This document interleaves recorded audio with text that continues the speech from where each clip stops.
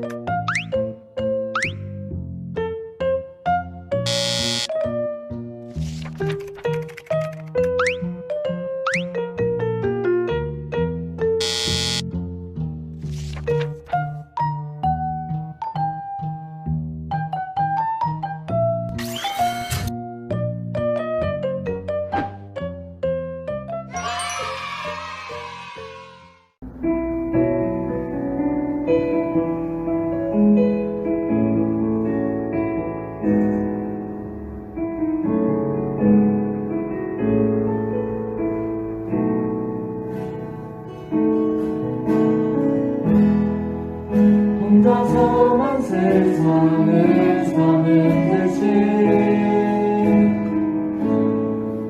주가 멀어 보이기만 할 때 우리는 바라보아야 하네. 우리에게 오셨던 그 주님을.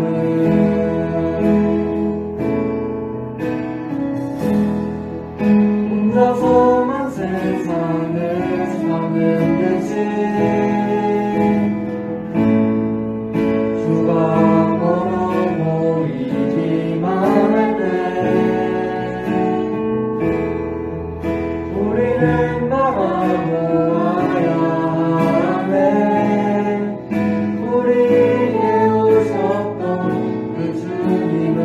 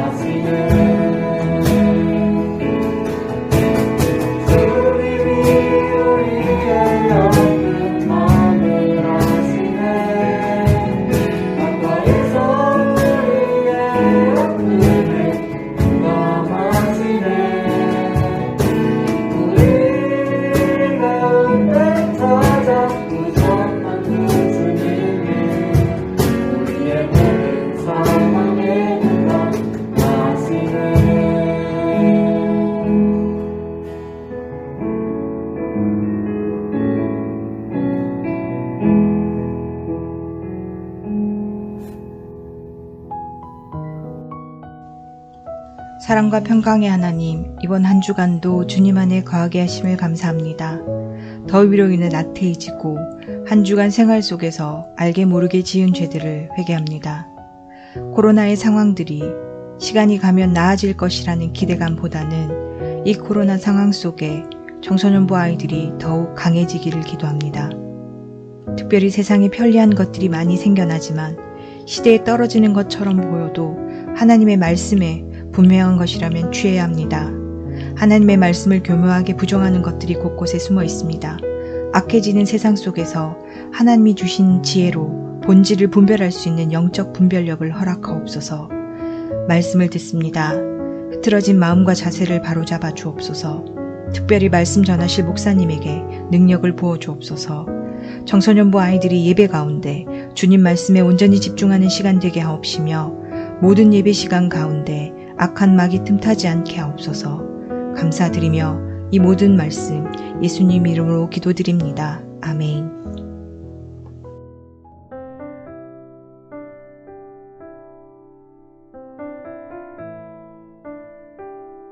여호와의 사자가 아비에셀 사람 요아스에게 속한 오브라에 이르러 상수리 나무 아래 앉으니라. 마침 요아스의 아들 기드온이 미디안 사람에게 알리지 아니하려 하여 밀을 포도주 틀에서 타작하더니 여호와의 사자가 기드온에게 나타나 이르되 큰 용사여 여호와께서 너와 함께 계시도다 하매 기드온이 그에게 대답하되 오 나의 주여 여호와께서 우리와 함께 계시면 어찌하여 이 모든 일이 우리에게 일어났나이까. 또 우리 조상들이 일찍이 우리에게 이르기를 여호와께서 우리를 애굽에서 올라오게 하신 것이 아니냐 한 그 모든 이적이 어디 있나이까. 이제 여호와께서 우리를 버리사 미디안의 손에 우리를 넘겨주셨나이다 하니 여호와께서 그를 향하여 이르시되 너는 가서 이 너의 힘으로 이스라엘을 미디안의 손에서 구원하라. 내가 너를 보낸 것이 아니냐 하시니라. 그러나 기드온이 그에게 대답하되 오 주여 내가 무엇으로 이스라엘을 구원하리이까. 보소서 나의 집은 므낫셋 중에 극히 약하고 나는 내 아버지 집에서 가장 작은 자니이다 하니 여호와께서 그에게 이르시되 내가 반드시 너와 함께 하리니 내가 미디안 사람 치기를 한 사람을 치듯 하리라 하시니라. 주일 예배 나오신 여러분, 주님의 이름으로 환영하고 축복합니다. 여러분의 영혼이 잘된 같이 여러분이 범사에 잘되고 강건하기를 주님의 이름으로 축원합니다. 하나님의 비전이 세운 사람 기드온, 하나님의 비전이 세운 사람 기드온이란 제목으로 하나님의 말씀을 전하도록 하겠습니다. 과거와 현재 그리고 미래는 서로 긴밀한 관계로 연결이 되어 있습니다. 과거에 흘린 땀과 눈물과 노력이 오늘의 삶을 있게 해주었고 오늘 나의 노력과 헌신이 나의 미래에 영향을 미치게 됩니다. 미래에 대한 꿈과 희망은 오늘을 살아갈 힘과 열정을 주죠. 즉 과거의 삶이 우리의 현재에 영향을 미치고 현재의 삶이 미래에 영향을 미치며 미래를 향한 꿈이 오늘을 살아가는데 영향을 준다는 것입니다. 이 가운데 특별히 주목해 볼 부분은 어떤 꿈을 가느냐에 따라 오늘 우리의 삶이 영향을 받게 된다는 것입니다. 윌러 크릭 커뮤니티 처치의 빌 하이벨스 목사님은 비전이라는 단어를 무한한 열정이 솟아나게 하는 미래에 대한 청사진이라고 정의를 했습니다. 힘들고 지치고 피곤하다가도 그 사진을 볼 때마다 마음 한구석에서 열정이 샘솟는 것을 바로 비전이라고 한다는 것입니다. 힘들고 어렵고 포기하고 싶을 때도 하나님께서 우리 인생에 건네주신 그 사진을 볼 때마다 다시 열정을 회복하고 일어설 수 있는 힘이 바로 하나님께서 주신 비전이라고 할 수 있습니다. 주변을 둘러보면 자기 삶에 최선을 다하지 않는 사람들이 있습니다. 저마다 다 이유가 있겠지만 중요한 원인 가운데 하나는 내일에 대한 비전이 없기 때문이죠. 고든 맥도날드 목사님은 늘 바쁜 일로 쫓기는 삶을 살기 때문에 꿈을 향해 달려가는 삶을 사는 것이 아니라 당장 눈앞에 닥친 일을 해결해 나가는 삶을 살게 된다고 했습니다. 여러분은 어떠십니까? 아직 가슴을 뛰게 하는 사진이 없는 사람도 있을 것이고 사진은 있지만 그 사진을 현실로 이뤄갈 수 있는 능력이 자신에게 없다는 사실 때문에 좌절감에 사로잡혀 있는 사람도 있을 것입니다. 그래서 많은 크리스천이 부름받은 자의 삶이 아니라 쫓기는 자의 삶을 살아갑니다. 오늘 본문에는 하나님이 주신 미래의 청사진을 받고 인생이 달라진 사람이 나오는데 그가 바로 기드온입니다. 기드온은 이스라엘의 5번째 사사였습니다. 사실 인간적인 눈으로 보면 기드온은 사사가 될 만한 사람은 아니었습니다. 사사가 되기에는 소심하고 겁이 많았기 때문이죠. 오늘 우리가 읽었던 말씀 11절 말씀을 보시면요. 여호와의 사자가 아비에셀 사람 요아스에 속한 오브라에 이르러 상수리 나무 아래에 앉으니라. 마침 요아스의 아들 기드온이 미디안 사람에게 알리지 아니하려 하여 밀을 포도주 틀에서 타작하더니 라고 말씀합니다. 기드온 당시의 이스라엘은 미디안이라는 이방 족속들에게 괴롭힘과 약탈을 당했습니다. 특별히 미디안은 이 추수할 때가 되면 몰려와서 이스라엘 백성들의 곡식을 빼앗아 갔습니다. 마치 이 용돈을 받아서 주머니가 두둑할 때에 나타나 돈을 뺏어가는 불량배와 같았습니다. 그러니 열심히 일을 해도 내일의 소망이 없던 때가 바로 기드온과 이스라엘 백성들이 살았던 시대의 분위기였습니다. 곡식도 빼앗기고 가축도 빼앗기고 언제 찾아올지 몰라 늘 걱정과 두려움에 사로잡혀서 무기력하게 살던 때가 당시의 현실이었습니다. 그런 상황에서 살기 위해 기드온이 선택했던 방법이 추수하고 난 뒤 탈곡할 때 집안 구석에 포도즙을 짜는 틀에서 곡식을 빻아서 식량을 얻는 것이었습니다. 원래 곡식을 탈곡할 때는요, 마당에 널어두고 하는 것이 정상입니다. 하지만 미디안의 약탈을 피하기 위해 어쩔 수 없이 포도즙을 짜는 틀에서 곡식을 빻았던 것입니다. 기드온이 비전을 꿈꾼다는 것은 당시로서는 사치와 같았습니다. 능력도 없고 힘도 없어서 하루하루 불안과 두려움 가운데 살아가는 삶이었기 때문이죠. 이런 기드온을 하나님께서 찾아오셨습니다. 12절 말씀을 보시면 여호와의 사자가 기드온에게 나타나 이르되 큰 용사여 여호와께서 너와 함께 계시도다 라고 말씀합니다. 하나님께서 기드온을 찾아오셔서 큰 용사여 라고 부르셨습니다. 히브리어로 키포르 헤아일이라는 표현을 사용하는데요. 이 표현은 전쟁에서 승리한 위대한 장수에게 사용되는 호칭이었습니다. 가진 곡식을 언제 빼앗길지 몰라서 몰래 숨어 곡식을 빻고 있는 사람에게 하나님의 천사가 찾아와서 큰 용사여 라고 부르는 소리가 자신을 부르는 소리라고 생각이나 할 수 있었을까요? 오히려 이런 상황이면 위로나 격려의 말이 기드온에게 더 필요한 것처럼 보이는데 하나님은 천사를 보내 큰 용사라고 부르셨습니다. 기드온은 천사의 말을 아멘으로 받아들일 수 있었을까요? 하나님의 천사가 자신을 찾아왔지만 이 기드온은 기쁨보다 불편한 마음이 더 컸습니다. 그렇지 않아도 비참한 자신의 모습에 자존감이 바닥에 떨어졌는데 위로나 격려가 아니라 꼭 비웃고 놀리는 것처럼 자신을 부르셨기 때문이죠. 그런데 여기에 중요한 영적 비밀이 숨어 있습니다. 하나님은 지금 나의 모습이 아니라 하나님께서 빚어가실 모습에 주목하신다는 것입니다. 하나님은 기드온을 비웃거나 놀린 것이 아니라 그에게 놀라운 미래의 사진을 건네주신 것이었습니다.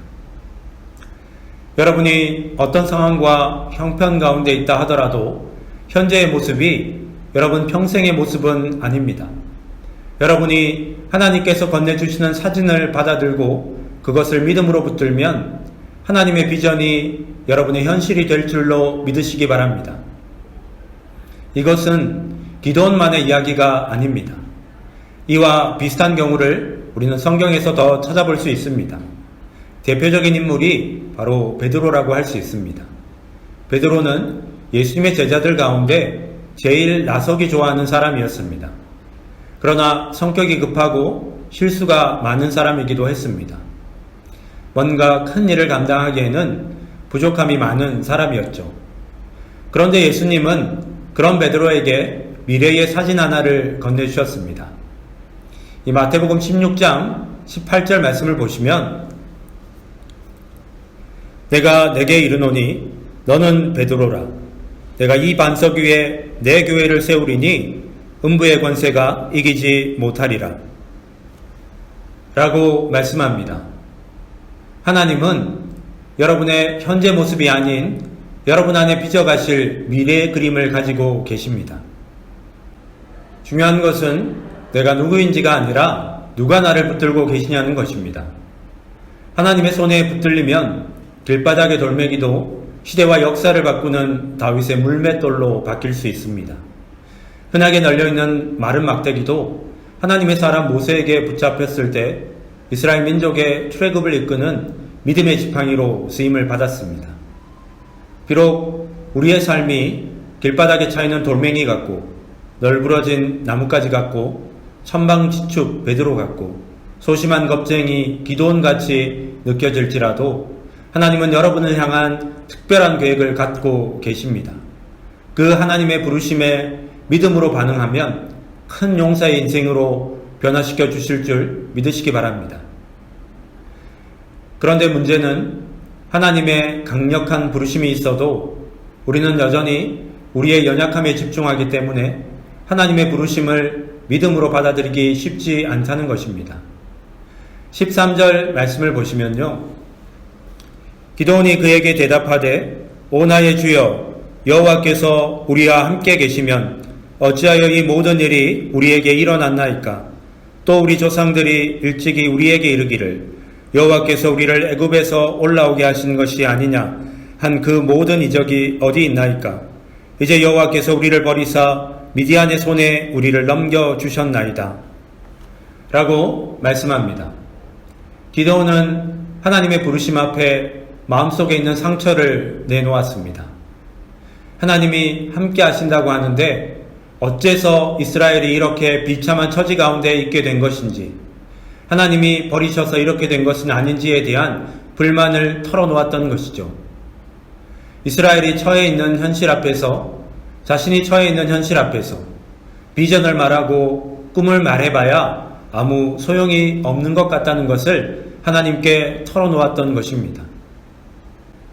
하나님은 기드온의 의심을 꾸짖거나 책망하지 않으셨습니다. 오히려 놀라운 약속을 주시죠. 16절 말씀을 보시면요. 여호와께서 그에게 이르시되 내가 반드시 너와 함께 하리니 내가 미디안 사람 치기를 한 사람을 치듯 하리라 하시니라 라고 말씀합니다. 하나님께서 기드온에게 내가 반드시 너와 함께 하리라 라고 약속하셨습니다. 능력을 주신다는 말씀보다, 힘을 주신다는 말씀보다 더 확실하고 분명한 약속이 하나님이 함께 하신다는 것입니다.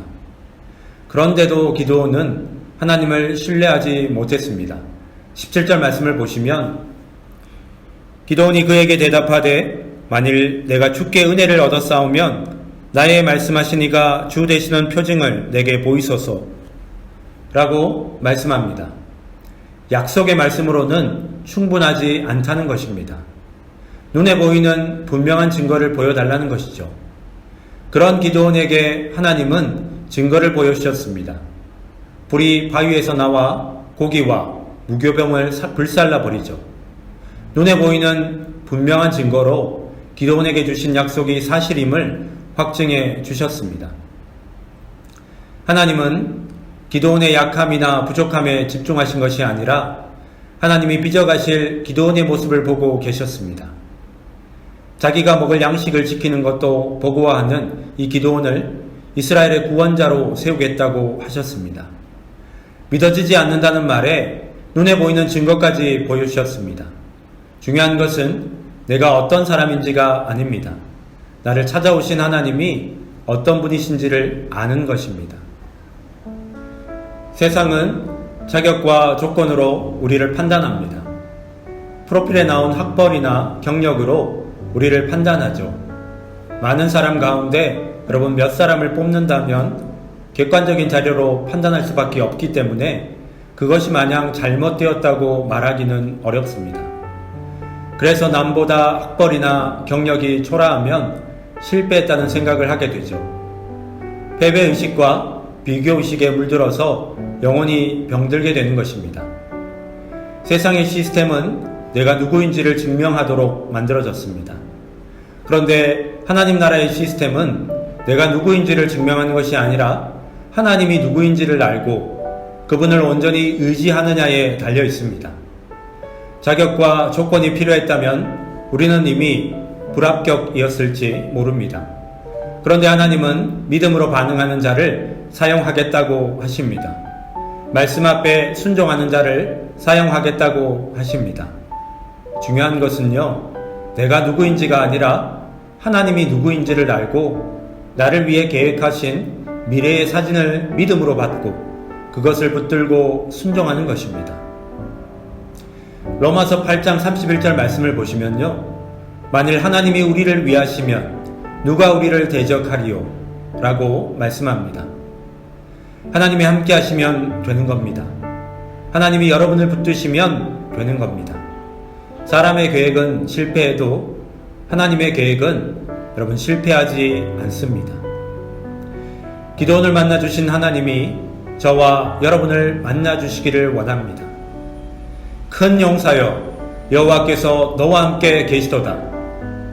이 말씀을 여러분에게 주시는 말씀으로 붙들고 믿음의 걸음을 걸어가는 여러분이 되시기를 주님의 이름으로 축원합니다. 기도하겠습니다. 사랑의 하나님, 늘 남과 나를 비교하다 보니 자존감이 바닥에 떨어질 때가 얼마나 많은지 모릅니다. 세상의 기준에 맞추어서 열심히 달려가지만 그 기준에 미치지 못할 때마다 내가 너무나 초라하게 느껴질 때가 많습니다. 그러나 하나님, 내가 누구인지에 집중하지 않고 나를 붙드시는 하나님이 어떤 분인지에 집중할 수 있는 저희가 될 수 있도록 인도해 주시옵소서. 그 전능하신 하나님을 바라보고 온전히 의지하여 믿음의 걸음을 걸어가는 사랑하는 우리 청소년부 친구들이 될 수 있도록 인도하여 주시옵소서. 감사드리며 예수님의 이름으로 기도드립니다. 아멘.